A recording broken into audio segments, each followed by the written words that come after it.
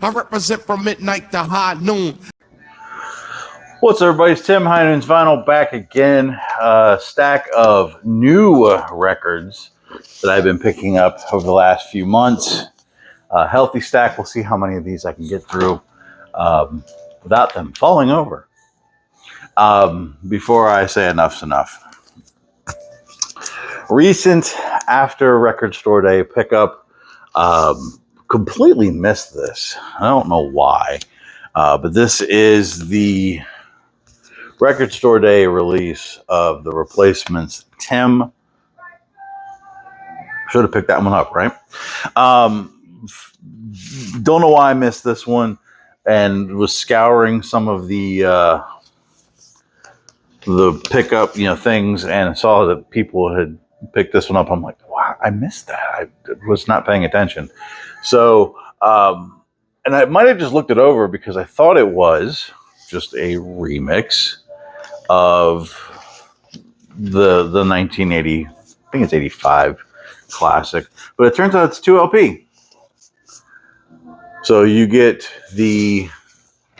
on LP1, you get the Ed Stasium mix, and then the LP2 is the original mix of the 2023 remaster. So it's still not the original mix, but it's just remastered, which actually I found both of them to be very enjoyable. I didn't do an A/B on them to determine which one I liked more, but I felt both of them had their merits. So, and it's just a great album. I mean, definitely one that, should be in a collection for somebody who absolutely loves those 80s classics. Whoops. And I don't know why I slept on it, but I didn't anymore because now I own it. And, namesake for good reason. Mad Season Above. I actually thought I was pre-ordering the new one that came out, I believe it was yesterday, with the, enlarged cover and everything, but I didn't. So we're going to still determine whether or not I'm going to pick that one up, but this one sounds really good. It does have some extra tracks. It's got it's like 1, 2, 3, 4, 5 extra tracks, 2 LP set, decently sounding. I might still get the one that just got reissued because I have a problem. Soul Coughing just put out their first official mass-produced, but released live album. They've done a couple of official bootleg series on CD, but this is it. And they reunited and went on a mini tour in 2024. We were lucky enough to have them record some of those shows. Here's your track listing for all of your Soul Coughing fans at home. This is the Indie Store vinyl exclusive on Yellow X. Really good sounding. This has not been put out by a label. This is self-produced by the band, but it did get pressed at RTI. Sounds really good. Absolutely loved hearing that, especially considering they didn't come anywhere near Florida, and I really wish they had. The reissue remaster of Siamese Dream, what a classic. This one came out right around Record Store Day. It's got that original cover, none of that weird tinted feel or whatever. Man, the mix on this one absolutely blew me away. When I was researching this, I had found that some of the other earlier presses were pressed at sites that I didn't like. So even more reason to score this bad boy, and was so glad that I did.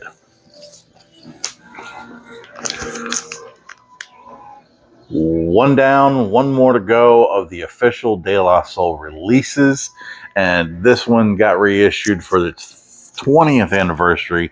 This is the grind date. So this came out after Art Official Intelligence 2, which was Mosaic Thump. Apparently they still have an AOI 3. that's been sitting around. But this one, a little different in that feel. Some of it has that classic 90s boom bap style.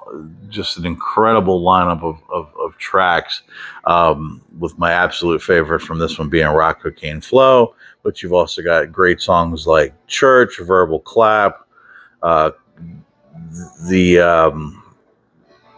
Days of Our Lives, which features Common as well. But incredible album. They reissued it on this splatter. Sounds great. Again, I know that I've talked a lot about De La over the recent years.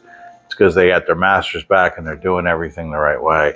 And I am glad to add them to the collection as they come out. Picked up the reissue of Living Color. I had a gift card from work to one of those huge big box people that ship all over the world. And they carry everything from A to Z. And they were running a buy two get one free on select titles, so I used my gift card towards that. So this was one of them, Living Color Vivid. I think this came out last year or the year before. Sounds really good. If you're looking to pick this one up, this one's decently priced. Picked up the Unmastered Untitled by Kendrick Lamar. Oliver didn't even know this existed. He thoroughly enjoyed hearing these. This is just stuff from all over the era. It came anywhere from, most of it was 2014 to 2016, but it was just different ideas that just didn't come to fruition. Different ideas or whatever. Obviously no official titles on all these because they are literally entitled Untitled. But it's a fun little fun. It's an interesting view into the works of Kendrick Lamar and some of the things that got put on the cutting room floor. Then I also grabbed the recent reissue remastering of Velvet Revolver's Contraband. Debut album pressed on 2 LP. Absolutely sounds fantastic. I was really impressed with the sounding of this one. I mean, Scott Weiland / Duff McKagan. How can you say no to that? This one does come with some extra tracks. You get the acoustic Falling to Pieces. They actually do some covers. They do Surrender by Cheap Trick, Money by Pink Floyd. If you're in the market for Velvet Revolver, this one sounds great. Blue Note had a sale earlier in the year. They had like select titles was percentages off. So I spent a few bucks, picked up a couple things. I picked up Inner Urge by Joe Henderson. Picked this one up on the recommendation of my good buddy Bill at the Vinyl Verse. I had asked him, I said, hey, there's a handful I'm torn between. If you had to pick one, which one? And he recommended this one.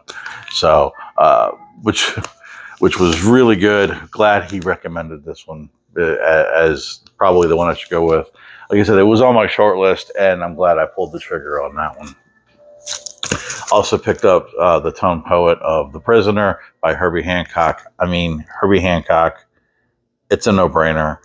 It's on Blue Note, also a no-brainer, and it's a Tone Poet. 3 for 3. We're going to run the gambit on that one.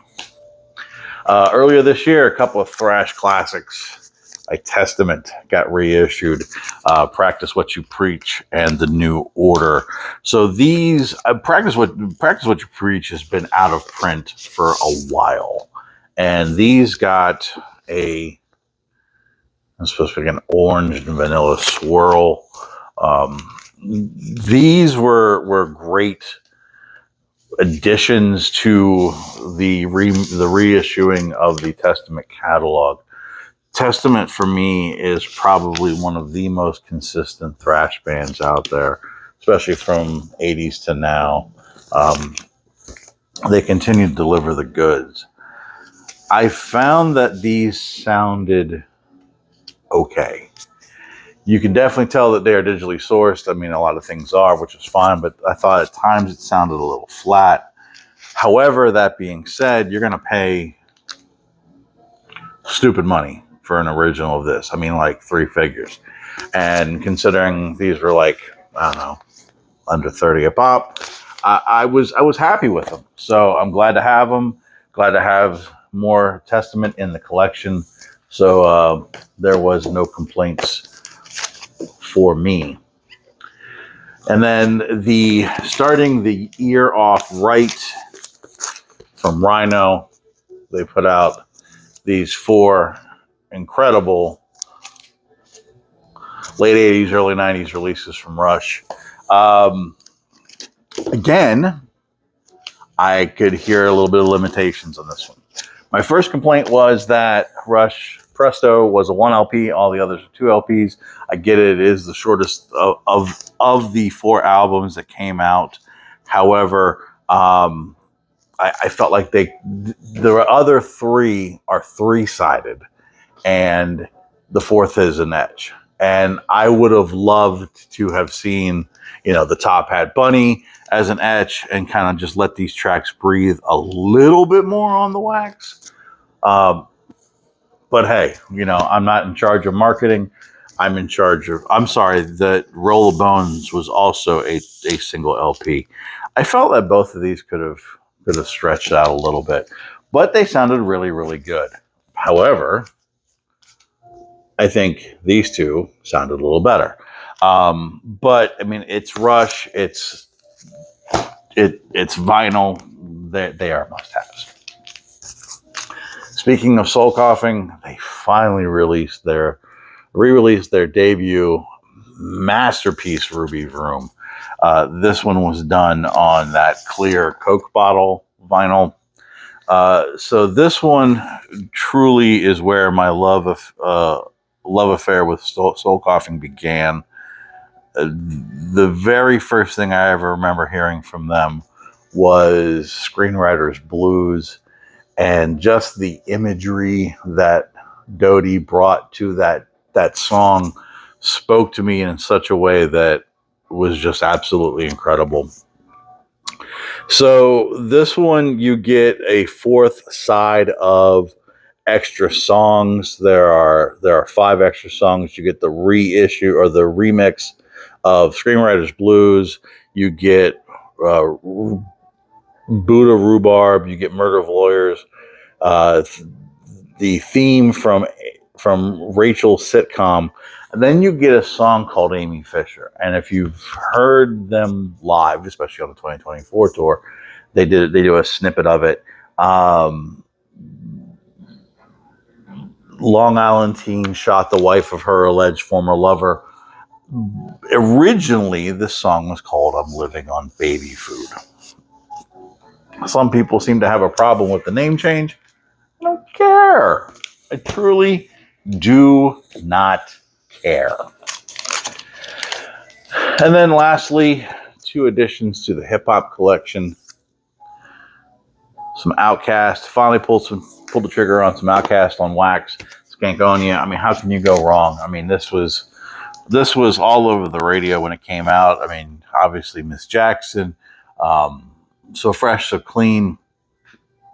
There was one more hit off of this one. Maybe I'm wrong. Maybe those were just the 2 ones that got radio play. But to me, Outkast has one of those storied runs for the ages. I mean, everything that they put out was just absolutely top shelf. This one being one of my favorites, probably not the favorite, but definitely saw that one at a great price. And then the absolute instant classic from Czarface, Every Hero Needs a Villain. If anyone's going to get into Czarface, this is where you go. This is their second album. First album is really strong, but this is where they really start to shine and take shape. Excuse me. So this one is the Newberry Comics exclusive, kind of a split splatter. Very cool looking. This one, just pound for pound, track for track, really gets into a really incredible groove. And you've got it's just fantastic people who are joining them on this one. You've got Method Man, Large Professor, Juju from the Beatnuts, Jizza, Doom, and R.A. the Rugged Man. It just, every track on here is just damn near perfect. And even though this album came out in 2015, this one I would say has probably crept into my top 50 hip hop albums of all time. Probably even my top 100 albums of all time as far as favorites. It just delivers on the theme of Czarface, the theme of those old action storytelling comic book records, almost, if you will, with incredible lyricism, amazing beats. If you've ever been interested in Czarface, this is the one to go with. And on the turntable is this new gem. So this is Yezda Urfa. And this one, you're going to probably be seeing the rounds of this one. So this one just got an official remastering reissue from Dylan, our friend at Noble Records.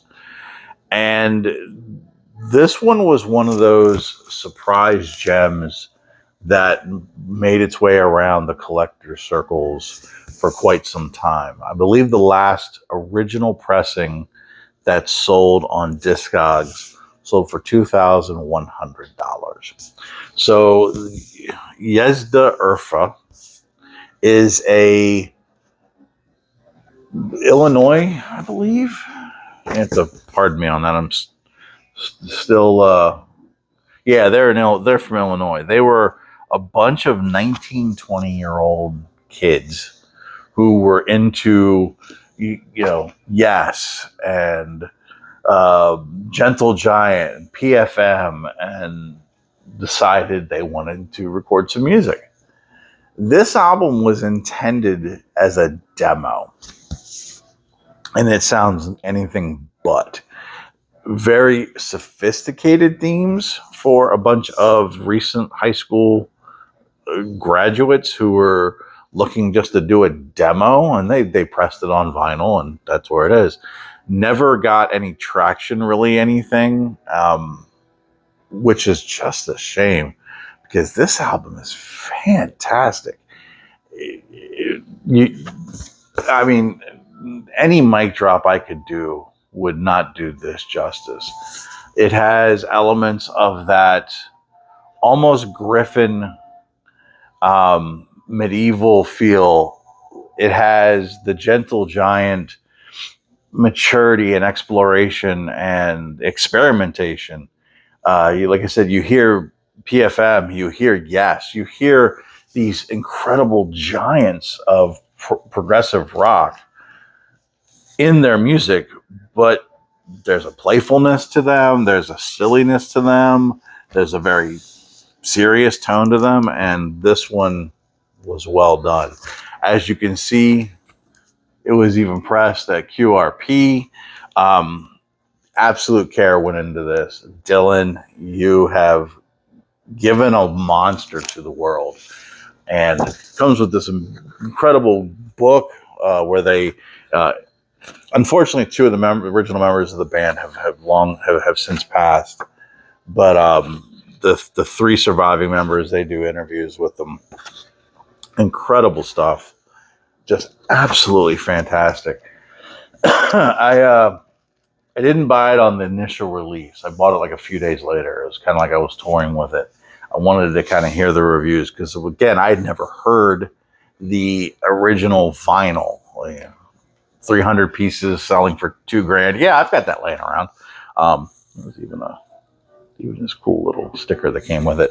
So I think it was Midnight Ryan on Instagram had reviewed it and like initially got his copy in and said, yeah, it's all that in the goods. And I went ahead and pulled the trigger, and it arrived just a couple days ago and just absolutely blew me away. So Yezda Urfa. Good. That just rolls off the tongue, right? But great stuff. So that's it. That's what I got. That's a huge stack that I got through. I don't even know how long that took, but the missus will be happy because I'm going to file them away now. So thanks for watching. I really do appreciate it. Still got some more in me. Still enjoying kind of getting back into the rhythm of everything. And tomorrow I'm actually going to go visit a friend who is reopening a shop. And I've talked about, very briefly, I think I might have mentioned, but it was the old owner of Triangle Vinyl has popped back up. I found him at a flea market and had shopped him a couple times. In fact, that's where that's where the rushes came from. And so was talking with him, and him and his new partner there, they're opening a shop, and they had their soft opening, and their official grand opening is tomorrow, June 1st. So he's holding back some stock. Gonna try to see if I can do some footage and have that for you here next week. So thanks for watching. I appreciate it, and we'll talk to everybody soon. Peace.